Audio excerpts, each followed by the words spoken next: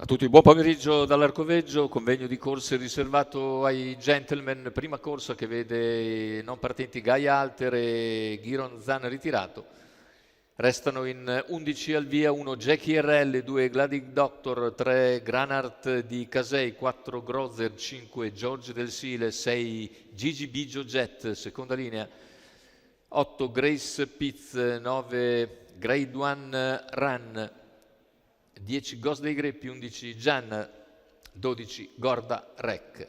Favori per la scuderia Ghost dei Greppi Gian, numeri 10 e 11 dello schieramento, macchina che sta per lasciare i concorrenti.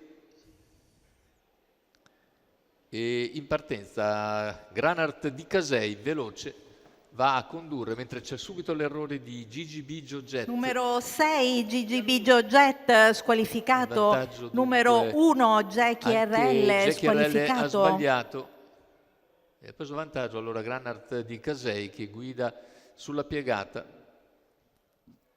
nei confronti di Grozer che rimane a un paio di lunghezze. Da Gladic Doctor che è in seconda posizione.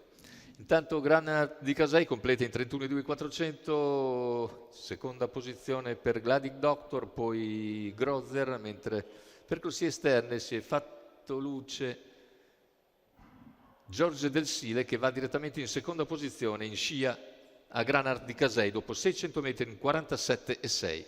Davanti alle tribune guida Granart di Casei, seconda posizione per George del Sile, all'esterno si fa luce ora Gianna che si trascina, compagno di scuderia Ghost dei Greppi. I due progrediscono gradualmente. Numero 12 Gorda Rec per gli 800 squalificato. iniziali con sempre leader Granart di Casei che precede George del Sile. In terza posizione c'è sempre Gladic Doctor, mentre all'esterno Gianna si impegna. 1,18 il passaggio ai 1000 metri.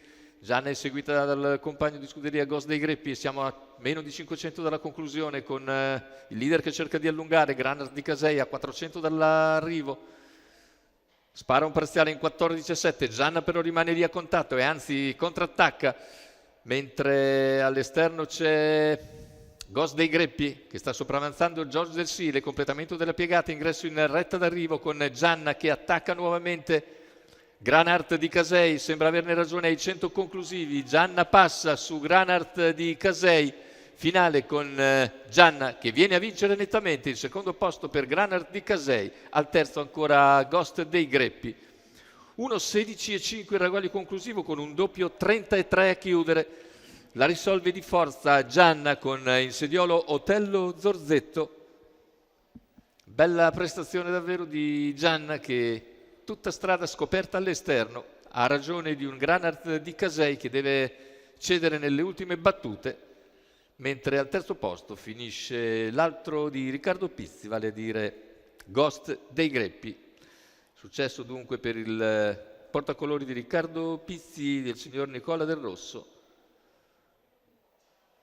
Gianna.